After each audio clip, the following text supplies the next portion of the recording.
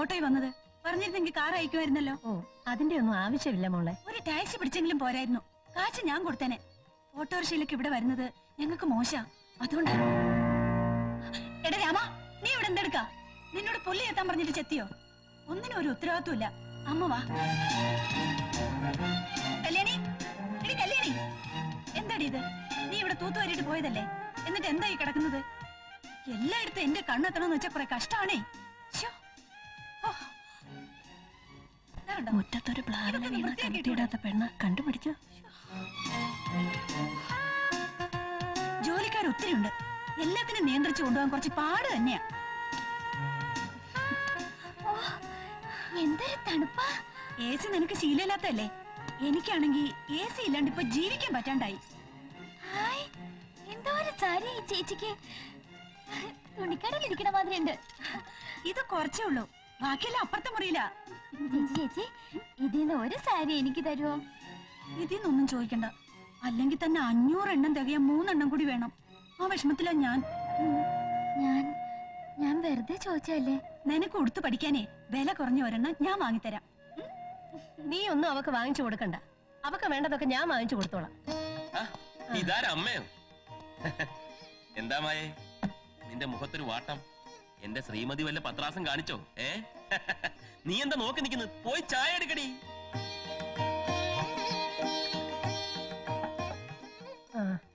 ഇവക്ക് ഒരാലോചന വന്നിട്ടുണ്ട്. പെണ്ണിനെ അവർക്ക് ഇഷ്ടമായി. നല്ല ആലോചനയാണെങ്കിൽ കേമമായിട്ട് തന്നെ നടത്തണം അല്ലേ? അതിന് പ്രേമേന്ദ്രനെ അറിയിക്കണം.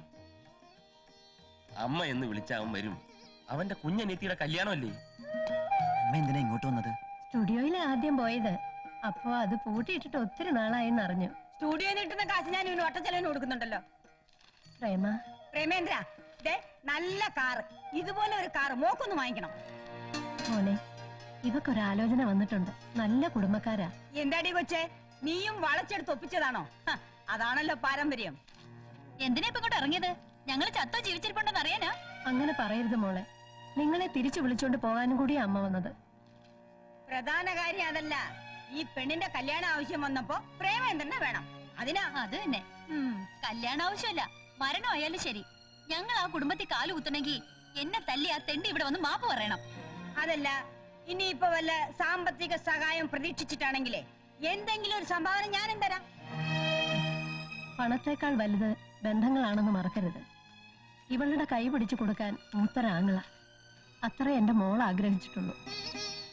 പ്രേമേന്ദ്ര, നീ എന്താ ഒന്നും മിണ്ടാത്തത്? ഞാൻ വരാം. കാലാന്തരം വന്ന് ഇവളോട് മാപ്പ് പറയട്ടെ. ചേട്ടത്തി നമ്മുടെ അമ്മയെ തള്ളിയിട്ടത് തെറ്റല്ല അല്ലേ? എന്റെ ബാലേട്ടനൊരു അബദ്ധം പറ്റി. ചേട്ടത്തിയുടെ കർണ തന്നടിച്ച ആ അടി ചേട്ടനിട്ടായിരുന്നെങ്കിൽ കുറച്ച് ഗുണം ചെയ്തേനെ. പിന്നെ എന്റെ കല്യാണം നടത്താൻ തീരെ നിവൃത്തിയില്ലാതെ പിരിവിന് വേണ്ടി വന്നതൊന്നല്ല ഞങ്ങള്. എന്റെ അമ്മ എന്റെ പേരിൽ ഒരു ലേലച്ചിട്ട് ചേർന്നിട്ടുണ്ട്. അത് വിളിച്ചെടുക്കും, കല്യാണം അന്തസ്സായിട്ട് നടത്തുകയും ചെയ്യും. പിന്നെ നിങ്ങളൊക്കെ കല്യാണത്തിന് പങ്കെടുത്തില്ല എന്ന് കരുതി എന്റെ കല്യാണം എങ്ങാനും മുടങ്ങി ഞാനൊരു കെട്ടാ പെണ്ണായിട്ട് നിന്ന് പോയാ അങ്ങനെ നിക്കട്ടെ. എന്നാണ് ശാരദ ടീച്ചറുടെ ഇളയ മോളാണെന്നുള്ള അഭിമാനത്തോടെ തന്നെ ആ വീട്ടിൽ ഞാൻ എന്നും കഴിഞ്ഞോളാം. അമ്മേ,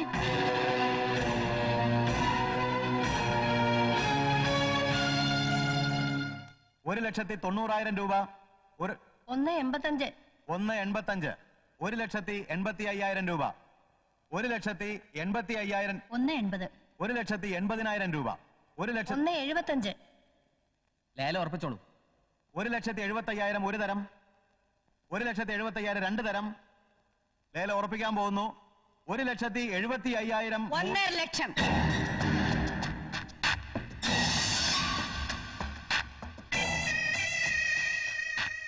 രൂപയ്ക്ക് കുറച്ച് അത്യാവശ്യം ഉണ്ടായിരുന്നു.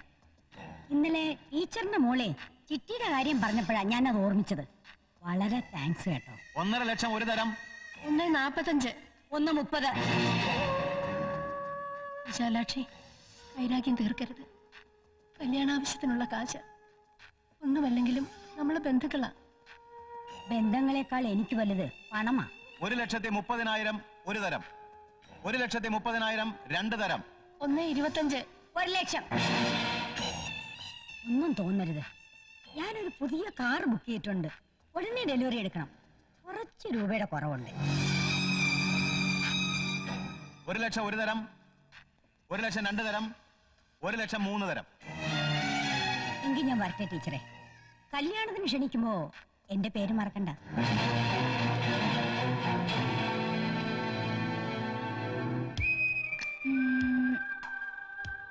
ശേഖരൻകുട്ടി, പ്രഭാവതി ശേഖരൻകുട്ടി.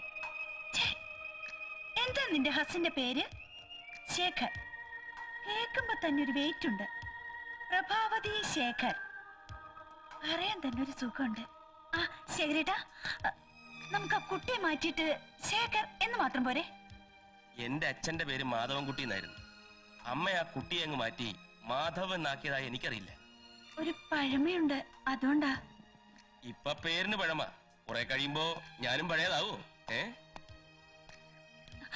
ശേഖരേട്ടാ, എത്ര കാർ ഇവിടെ കിടപ്പുണ്ട്? ഏതെങ്കിലും ഒന്ന് എടുത്തോണ്ട് പോയിക്കൂടെ? ഈ ജോലിക്കാരോടൊപ്പം ഒന്നിച്ചു പോയി ഒന്നിച്ചു വന്ന് അവനവന്റെ വിലകളെയാ സ്വയം. നിന്നോടൊത്ത് യാത്ര ചെയ്തപ്പോഴോ, നിന്നോടൊപ്പം ഇരുന്ന് ഭക്ഷണം കഴിച്ചപ്പോഴോ, നിന്നെ കല്യാണം കഴിച്ചപ്പോഴോ എന്റെ വിലയ്ക്ക് കുറവ് വരേണ്ടതായിരുന്നില്ലേ? എന്നിട്ട് വന്നോ? അവനവന്റെ വില അവനവൻ തന്നെ ഉണ്ടാക്കുന്നതാണ്. സ്നേഹത്തിലൂടെ, വിനയത്തിലൂടെ, പെരുമാറ്റത്തിലൂടെ.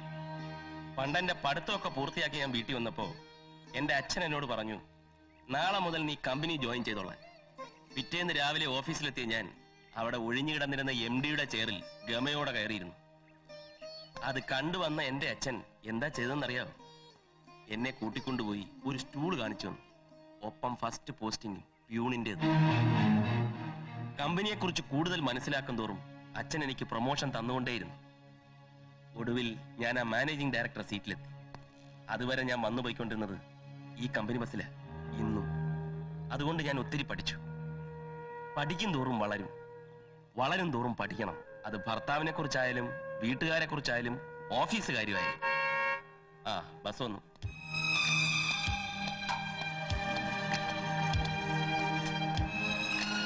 വരട്ടെ. Good morning sir. Good morning.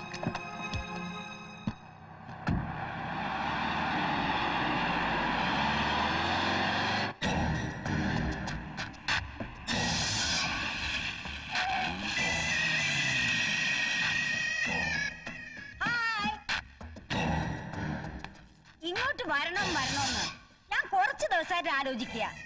സമയം കിട്ടണ്ടേ? നമ്മൾ കുടുംബക്കാർ തമ്മിൽ പല പ്രശ്നങ്ങളും കാണും, അത് സാധാരണ. ഞാനും പ്രഭാവതിയും തമ്മിൽ എന്തിനാ വഴക്ക്? വാ, നമുക്ക് അകത്തിരുന്ന് സംസാരിക്കാം. ഞാൻ വന്നതേ പ്രഭയെ ഞങ്ങളുടെ ക്ലബിൽ ചേർക്കാനാ. ക്ലബിലെ മറ്റു അംഗങ്ങൾ എല്ലാരും ചോദിക്കുന്നു, പ്രഭ എന്താ ക്ലബിൽ ചേരാത്തെന്ന്. അതിനെന്നെ ആരെങ്കിലും അറിയോ? കൊള്ളാം, അറിയോന്നോ? ഇത്രയും വലിയ കോടീശ്വരി ആരെങ്കിലും അറിയായിരിക്കുമോ? ഈ വരുന്ന 13-ാം തീയതി ക്ലബിലെ ഇലക്ഷനാ. സെക്രട്ടറിയേറ്റ് ഞാൻ പ്രഭയുടെ പേരാണ് നോമിനേറ്റ് ചെയ്യാൻ പോകുന്നത്. എന്റെ പേരോ? എന്താ കുഴപ്പം? പ്രഭ സെക്രട്ടറി ആയ ബന്ധുക്കാരി എന്ന നിലയിൽ അതിന്റെ മുഴുവൻ ക്രെഡിറ്റും എനിക്കല്ലേ. ഒഴിവാകാൻ നോക്കരുത്. അയ്യോ അതല്ല, 13-ാം തീയതിയാണ് മായയുടെ കല്യാണം നിശ്ചയിച്ചിരിക്കുന്നത്. ഓ, അത് ഞാൻ അറിഞ്ഞില്ല കേട്ടോ. സത്യം പറഞ്ഞ അറിയാതാണെങ്കിലും ഞാൻ ടീച്ചറിനോട് ഒരു നെറികേട് കാണിച്ചു. ഞാനൊരു ചിട്ടി പിടിച്ചു. അത് ടീച്ചറ് കല്യാണ ആവശ്യത്തിന് പിടിക്കാൻ വെച്ചിരുന്ന ചിട്ടിയാണെന്നൊന്നും ഞാൻ അറിഞ്ഞിരുന്നില്ല. അല്ല, ശേഖരൻകുട്ടിയുള്ളപ്പം ടീച്ചറിന് എന്തിനാ ചിട്ടി? കല്യാണ ചെലവ് മുഴുവൻ നടത്തുന്നത് ശേഖരൻകുട്ടിയല്ലേ. അതിന് അമ്മ ഇതുവരെ ഒരു സഹായവും ഞങ്ങളോട് ചോദിച്ചിട്ടില്ലല്ലോ. അത് പ്രഭയെ അറിയിക്കാഞ്ഞിട്ടായിരിക്കും. ശേഖരൻകുട്ടി തന്നെയാ കല്യാണം മുഴുവനും നടത്തുന്നത്. ആ,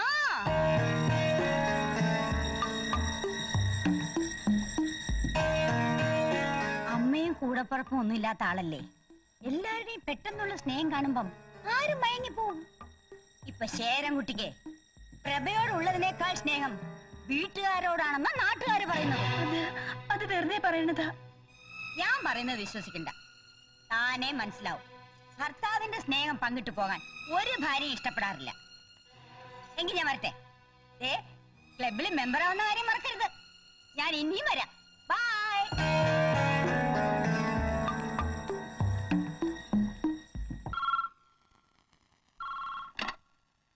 ഹലോ, ശേഖരൻകുട്ടി ഹിയർ. ഞാനാ. ശേഖരേട്ടൻ ഒന്ന് ഇങ്ങോട്ട് വരണം. എന്തിനാ?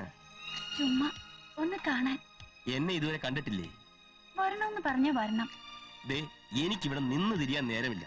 വരാൻ പറ്റില്ല. അരമണിക്കൂറിനകം എത്തണം. ഞാൻ കാത്തിരിക്കും. ഈ പെണ്ണുങ്ങളുടെ ഓരോ കാര്യങ്ങൾ. എന്താ? സാറിന്റെ അമ്മായിമ്മ വന്നിട്ടുണ്ട്. ആ ഗസ്റ്റ് റൂമിലോട്ട് ഇരുത്ത്, ഞാനിപ്പോ വരാം. ആഹാ, രണ്ടുപേരും ഉണ്ടല്ലോ. എന്താ വിശേഷിച്ച്? അത് വേണ്ട, ഞാൻ പറയാം. കല്യാണ ആവശ്യത്തിന് ഒരു ചിട്ടി പ്രതീക്ഷിച്ചിരുന്നു, കിട്ടിയില്ല. എന്റെ പരിചയത്തിൽ ഒരു ബാങ്ക് ഉണ്ടായിരുന്നു, അത് പൂട്ടിക്കിടക്കുക. ശേഖരൻകുട്ടിക്ക് ബുദ്ധിമുട്ടില്ലെങ്കിൽ ഈ ആധാരം പണയം വെക്കാനുള്ള ഒരു ഏർപ്പാടുണ്ടാക്കി തരണം. വേറൊരു നിർവാഹവും ഇല്ലാഞ്ഞിട്ടാ. എനിക്ക് ബുദ്ധിമുട്ടുണ്ട്, കുറച്ച് വിഷമമുണ്ട് എന്നെ ഒരു അന്യനായി കാണുന്നതിൽ. അമ്മയെ ഞാൻ എന്റെ സ്വന്തം അമ്മയെ പോലെയാണ് സ്നേഹിക്കുന്നത്. തിരിച്ചും സ്വന്തം മകനോടെന്ന പോലെ പെരുമാറിക്കൂടെ? എന്റെ സഹോദരിയുടെ കല്യാണത്തിന് കിടപ്പാടം പണയം വെക്കണോ വേണ്ടയോ എന്ന് തീരുമാനിക്കാനുള്ള അവകാശമെങ്കിലും എനിക്ക് തന്നൂടെ?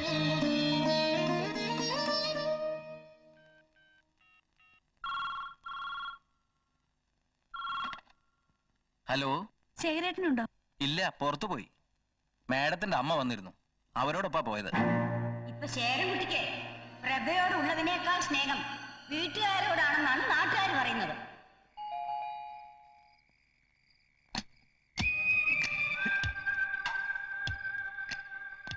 പിണക്കത്തിലാണല്ലേ? ഞാൻ ചെയ്തത് ഒരു വലിയ തെറ്റാണെന്ന് എനിക്കറിയാം. എന്റെ ഭാര്യയ്ക്ക് പെട്ടെന്നൊന്ന് കാണണമെന്ന് തോന്നിയപ്പം വരാൻ പറ്റിയില്ല. ഒന്ന് ക്ഷമിക്കെന്റെ ശ്രീമതി, എനിക്കൊരല്പം തിരക്കായി പോയി. എന്റെ വീട്ടുകാരോടൊപ്പം ചെലവഴിക്കാൻ ഈ തിരക്കില്ലായിരുന്നല്ലോ. അത് ശരി, അമ്മയും ഭാർഗവേട്ടനും ഓഫീസിൽ വന്ന് അറിഞ്ഞല്ലേ? ഒളിച്ചു വെക്കാനായിരുന്നു ഉദ്ദേശം അല്ലേ? ചാടിക്കടിക്കാതെ ഞാൻ പറയുന്നൊന്ന് കേൾക്ക്. നിനക്ക് സന്തോഷമുള്ള ഒരു കാര്യത്തിനാ ഞാൻ പോയത്. നിന്റെ അനിയത്തിയുടെ കല്യാണത്തിന് വേണ്ട സർവ്വ ചെലവും ഞാൻ വഹിച്ചോളാമെന്ന് നിന്റെ വീട്ടുകാർക്ക് വാക്കുകൊടുത്തു. അവിടുത്തെ ഒരു അംഗം എന്ന നിലയ്ക്ക് ഇപ്പോഴെങ്കിലും എന്നെ അറിയിച്ചതിൽ സന്തോഷമുണ്ട്. നീ എന്തായി പറയുന്നത്? ഞാനത് നേരത്തെ അറിഞ്ഞു, മറ്റുള്ളവർ പറഞ്ഞു. അതിന് ഇതിപ്പോ തീരുമാനിച്ചതല്ലേ ഉള്ളൂ. എന്റെ വീട്ടുകാരെ സഹായിക്കുന്നതിൽ എനിക്ക് വിഷമമൊന്നുമില്ല. പക്ഷെ എന്നോട് കൂടി ഒന്ന് ആലോചിക്കായിരുന്നു. ഇപ്പൊ എല്ലാവരുടെയും മട്ടും മാതിരിയും പെരുമാറ്റമൊക്കെ കണ്ടാ തോന്നും ഞാൻ വന്നു കയറിയ പെണ്ണും ശേഖരേട്ടൻ ആ കുടുംബത്തിലെയാണെന്ന്. ഞാൻ അത്രയ്ക്കൊന്നും ചിന്തിച്ചില്ല. എനിക്ക് അങ്ങനെ ചിന്തിക്കാതിരിക്കാൻ പറ്റില്ല. ഞാൻ സഹായിച്ചത് നിന്റെ വീട്ടുകാരെയാ. ശേഖരേട്ടൻ എന്റെ ഭർത്താവാ. എന്റെ സൗന്ദര്യവും എന്റെ സ്മാർട്ട്നെസ്സും എന്റെ വിദ്യാഭ്യാസവും കണ്ട് എന്നെ കല്യാണം കഴിച്ച എന്റെ മാത്രം ശേഖരേട്ടൻ.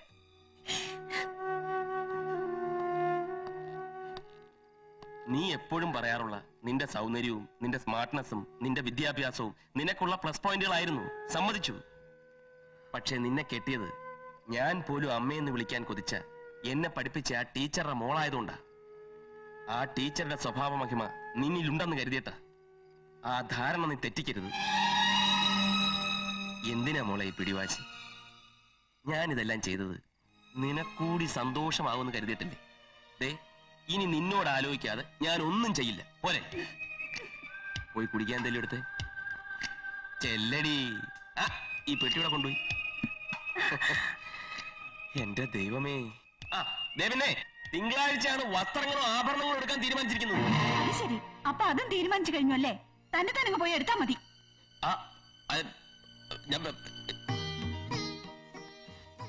നന്നായിരിക്കുന്നല്ലേ?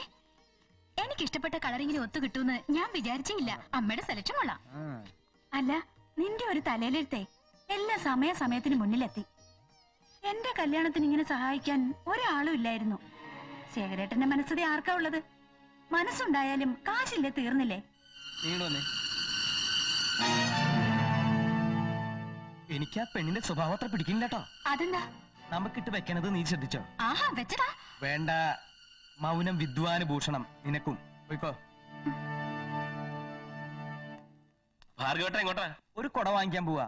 ഈ അർദ്ധരാത്രിക്കോ? അല്പന അർത്ഥം കിട്ടിയാൽ അർദ്ധരാത്രി കൊട പിടിക്കുന്നു നീ കേട്ടിട്ടില്ലേ? ഒരു കൊടയുടെ ആവശ്യം ഇപ്പൊ നിന്റെ ഭാര്യക്കുണ്ട്. ഒന്നുകിൽ നീ വാങ്ങിച്ചു കൊടുക്കുക, അല്ലെങ്കിൽ ഞാൻ വാങ്ങിച്ചു കൊടുക്കാം. ഈ ഭാർഗവേട്ടന്റെ ഒരു തമാശ. തമാശയല്ല, കാര്യ.